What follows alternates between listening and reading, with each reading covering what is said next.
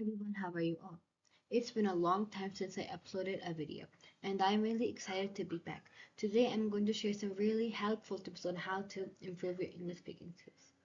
Let's be honest, speaking a new language can be hard, but with the right steps it becomes easier and even fun. So here are some tips for this guide. Let's go! Practice daily. To become better at speaking, you must speak English regularly, okay?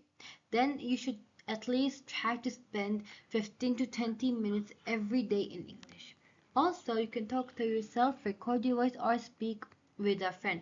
Remember, consistency is important.